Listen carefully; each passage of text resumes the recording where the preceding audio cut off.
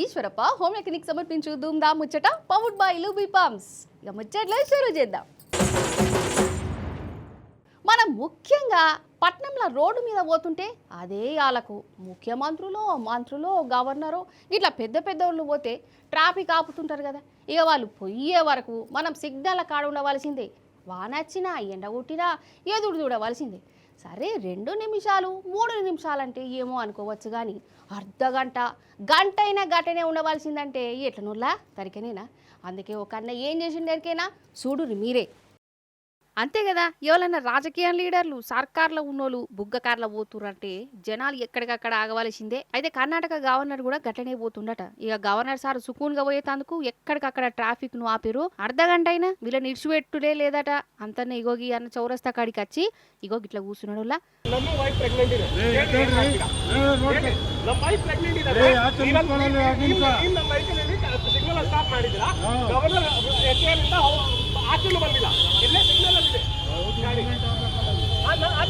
Governor ಮಾತ್ರ VIP, ನಾವು ಯಾರಿಲ್ಲ. ನೀನು ವಿಐಪಿನ ಹೇಳ್ತೀರಾ ಇಲ್ಲ? ಈಗ ಇಲ್ಲ ಹೇಳ್ತೀರಾ? ಇಲ್ಲ ಪೆಟ್ರೋಲ್ ವೈದ್ಯ ಕಳಿಸ್ಕೊಡಿ, ಇದೆಲ್ಲ ವಿಡಿಯೋ ಮಾಡ್ಕೊ. అయితే ఈయన ఇంటి ఆమె కడుపుతోనూ ఉన్నది, దావకానుకు తోలుకపోవాలి. కానీ పోలీసులేమో సిగ్నల్ కాడ ట్రాఫిక్ను ఆపే. ఇక ఇడిచిపెడతలేరు. ఈయనకు కోపం వచ్చింది. అసలు సాదాసీదా జనాల పాన కంటే గవర్నరే ముఖ్యమా మీకు అనుకుంటా పోలీసులను గిట్ల నిలదీసిండు. అందరిని ఇడిచిపెట్టేదాకా ఇడికెళ్ళి ఓనని మంకు పట్టినోలా. ఇక ఈయన నిరసనకు పోలీసులు దెబ్బకు దిగచ్చిరు, ట్రాఫిక్ను పంపించారు. నిజంగా మంచి పని చేసిండు కదా గీ అన్న. నిజంగా ఈయన చేసిన పనికి ఇప్పుడు అందరు తారీఫ్ చేస్తారు. మొన్నగా బీహార్లో కూడా గట్లనేనులా. ఆడ కూడా గవర్నర్ సార్ కోసము ట్రాఫిక్ని ఆపిరు. గంట గడిచినా ఇడిచిపెట్టలే. అందరు ఒకటే గట్టిగా హారన్లు కొట్టిరు. అదో రకం నిరసన. ఇక హారన్ల సాపుడుకు పోలీసులు ట్రాఫిక్ని ఇడిచిపెట్టిరు. అరే ఎంత విఐపీలు పెద్ద పెద్దోళ్ళు అయితే మాత్రం జనాలు పానం కంటే ఎక్కువ రానులా. సాదాసీదా జనాలకు ఎన్నో పనులుంటాయి.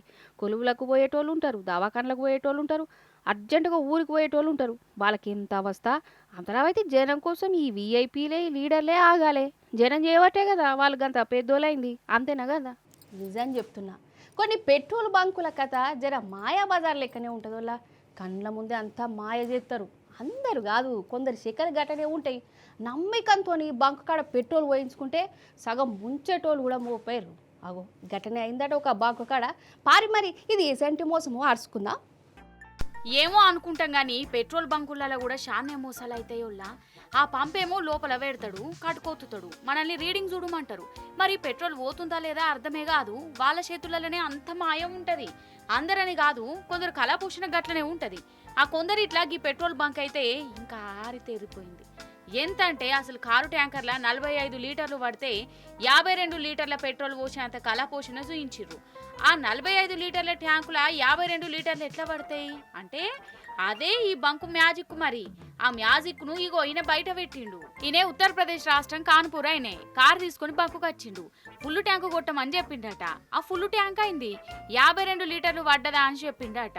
ఈయనకు కరెంట్ షాట్ కొట్టినట్టయింది. అసలు ట్యాంకర్ 45 లీటర్లు పోతేనే రెండిపోతుంది.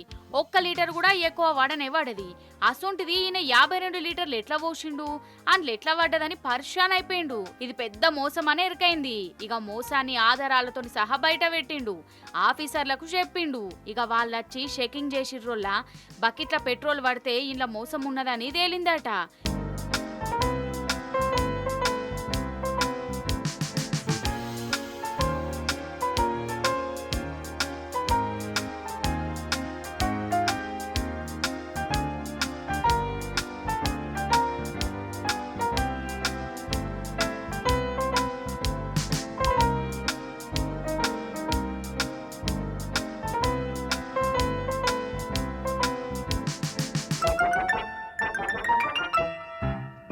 కాదు, అసలే పెట్రోల్ డీజిల్ రేట్లు తాపకింత పెరుగుతున్నాయిరా భగవంతా. అంటే నడిమిట్లా ఈ బంకుల పర్ఫార్మెన్స్ ఏందోల్లా. వాళ్ళ మీద నమ్మికతోని పెట్రోల్ పోయించుకునేందుకు బంకు కాడికి పోతే వాళ్ళేమో రీడింగ్ చూడు 0 ఉన్నది, ఎంత కొట్టాలే, ఫోన్ పేనా అని మాటలలో పెట్టి మత్పరించుకుంటా మోసం చేసుడేంది. అసలు బయట అడుగు పెడితే చాలరా నాయన, ప్రతి ఒక్కరు మోసం చేసేటోళ్ళే 30 రూపాయలు. నిజం చెప్తున్నా, ఈ దొంగలకు రాను రాను పోలీసులు అంటే భయం ఉంటలేదు. సరే కమ్సే కమ్ దేవుడు అంటే కూడా జరంత భయం ఉంటలేదు. ఆఖరికి దేవుళ్ళనే దోకా చేస్తురు, దేవుళ్ళను నమ్మించి వాళ్ళనే మోసం చేస్తురు. గట్ల మోపారు. అయితే ఒక దొంగోడోళ్ళ గుడికి వచ్చిండు, దేవుణ్ణి మక్కిండు, ఏమో వరాలు కోరిండు. కథవిగా ఆ దేవుణ్ణే నిలువుదో విడి చేసిండు. ఆగో ఆహా అగో పెద్ద మనిషి వచ్చిండు. బ్యాగు గీగి వేసుకొని అమ్మవారికి మొక్కిండు కదా. కథం ఇక చూడు ఏం చేస్తుండో. వీడు గుజరాత్ దొంగోడు. మాంకాళి గుడికి పోయి అమ్మవారిని మొక్కి నగలు వేసుకపోయిండు. వాడిని మాంకాళి మాయం చెయ్య.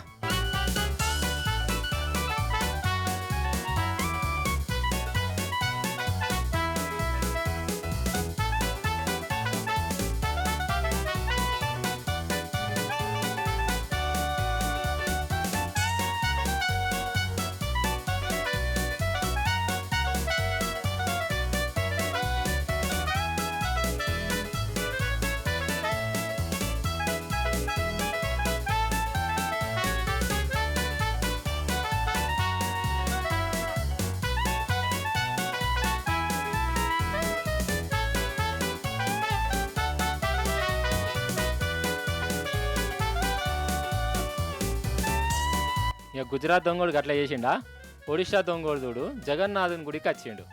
గుడి లోపలికి వేయండు, మోకాళ్ళ మీద కూర్చొని దేవునికి దండం పెట్టిండు. ఈ అటెనక రంగంలో దిగిండు వల్ల ఉండిని ఎత్తుకపోయి ఆడికెళ్ళి మాయమైపోయిండు. వాని దౌడల దగ్గర వడ, వాని చేతులకు జట్టలు పుట్ట గిట్ల మోపైండేంది వల్ల. ఇది దేవునికే దోకా చేసుడు కాకుంటే ఇంకేంటిది.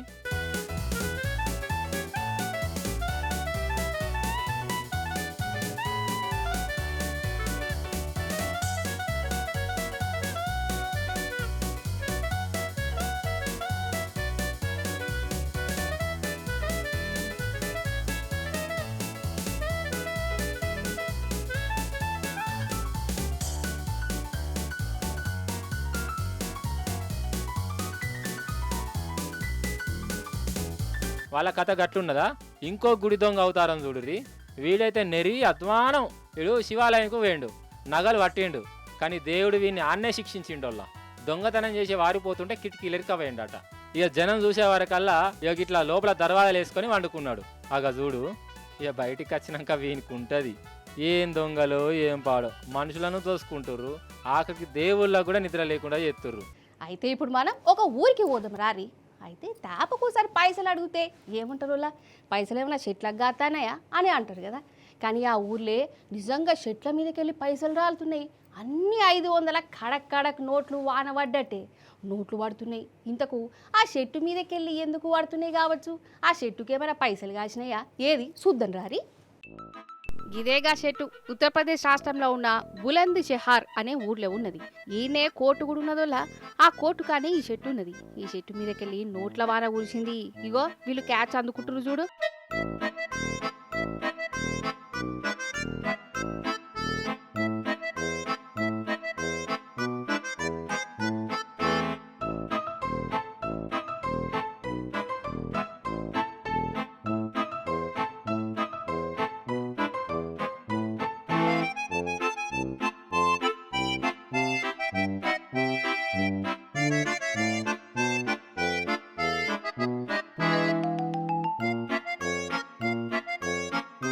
ఇంతకు నోట్లు ఏడికి వెళ్ళి అత్తున్నాయి అబ్బా అంటరా. అగో మంచిగా చూడు నీ మీద కనబడ్డదా కోతి.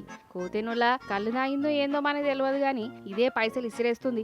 ఇట్లా అందుకుంటున్న జలాను చూసి సంబరపడుతుంది. అయితే 2 లక్షల రూపాయల నగదు బ్యాగుతోని ఒక పెద్ద మనిషి కోర్టు కాడికి అత్తానుల్లా. ఇక ఆ బ్యాగును చూసుడుతోనే ఆ కోతికి తలకాయ సర్కాయించినట్టు అయింది కావచ్చు. బ్యాగ్ అందుకొని షెట్ ఎక్కని ఎక్కింది. ఇక మంచిగా దాన్ని తెరిచి పైసలే జల్లింది. ఇక ఈ కోతి చేసిన కోతి పనికి కోర్టు అంతా ఆగమాగం చెందన.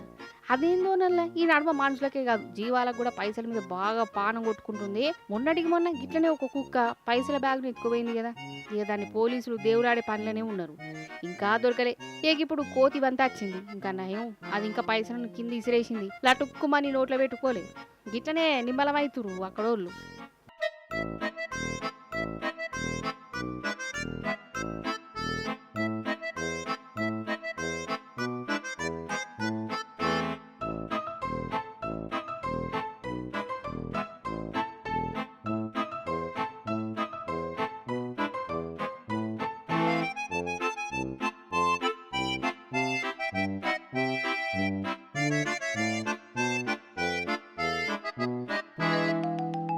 ఎండ బాగానే దాంచుతున్నది కదా, ఇంట్లుంటే అంత ఉడకపోతా ఉబ్బరిచ్చుడు. అందుకే ఈ ఎండాకాలంలో ఇంట్లో పోరలుంటే స్విమ్మింగ్ పూల్లకు పంపుతారు ఈత నేర్చుకునే తందుకు. మరి ఊర్లల్లో స్విమ్మింగ్ పూల్ ఉండవు కదా, ఎందుకంటే బాయిలే దిక్క. ఇప్పుడు అవి కూడా ఎక్కువ లేవు. అందుకే ఒక పెద్దన్న ఏం చేసిండరికైనా పిల్లలు ఈత కొట్టేతందుకు చూడురి పరేషాన్ గారిగా. నిజంగా ఒగ వేడానుల్లా సపురుజేక సలసలటి నీళ్ళలోనే ఉండబుద్ధి అవుతుంది కదా ఈ ఎండవేడికి. అయితే మీరు ఒక స్విమ్మింగ్ పూల్ చూడాలి. ఆ ఊకిదే చూస్తందుకు చిన్నగానే ఉన్నది కానీ పోరాలు ఏమన్నా ఈతలు కొడుతుర్రా ఈ స్విమ్మింగ్ పూల్లా.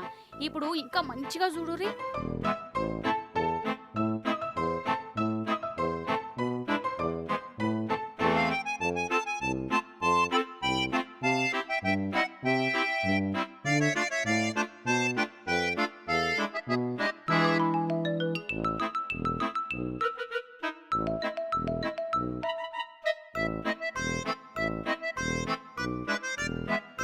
అర్థమైందా?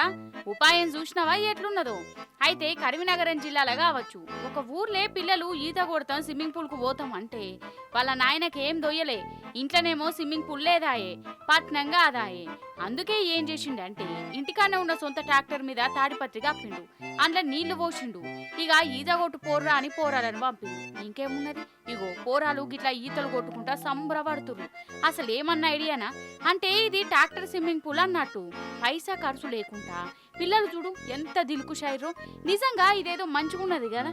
అందుకే అంటారు కాదు ఉపాయం ఉన్నోడు ఉపాసం ఉండడని.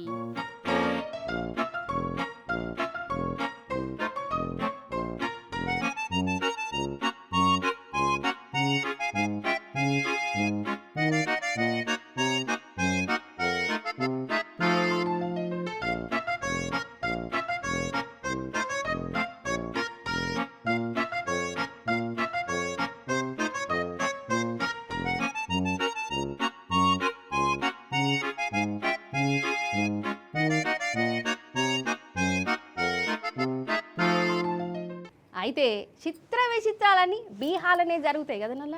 బీహార్ అంటేనే చిత్రం బలారే విచిత్రం అన్నట్టు ఉంటుంది. అంటే అక్కడికి కొందరు జనాలు వింత వింత పనులు చేసుకుంటా గట్ల పేరు పట్టుకొచ్చిరు అన్నట్టు. గట్లనే ఇంకో విడ్డూరం గల ముచ్చట చూడురిగా మీరు. అయితే బీహార్లో ఉన్న రైల్ స్టేషన్ల పాపం ఈ అక్క పెద్ద సందుగా పట్టుకొచ్చింది. ఏ ఊరికి పోవాలనో కానీ రైలు బండ్ల ఎక్కించే ఉపాయం చేసింది, బండచ్చాగింది. కానీ సందుగానేమో అందులోకి పోతలేదా. ఏం చేసుడు ఎట్లా చేసుడు, వాళ్ళు వీళ్ళు సాయం చేసిరు కానీ అది అయ్యే పని లెక్క కొడతలేదు. ఆగో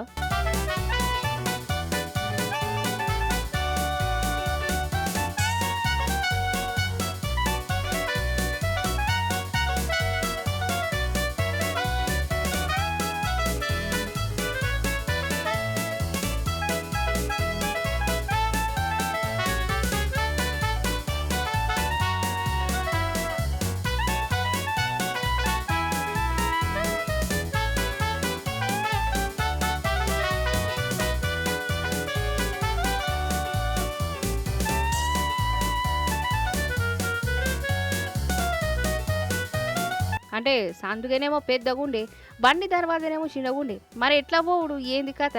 ఇక ఈ సందుగాను మోసుకుంటా అటు ఇటు తిరుగుతున్నది కానీ బండి కూడా ఎంతసేపు అని ఆగుద్ది, అది వేయింది. అయితే ఇంకా జర్రసేపటికి ఇంకో బండి వచ్చిందోళ్ళ. ఈ దాప వీళ్ళ దిమాగ్ జర మంచిగా పనిచేసింది. మరి ఆ సందుగాని తీసుకొని ఎట్లా పోతురో చూడిగా.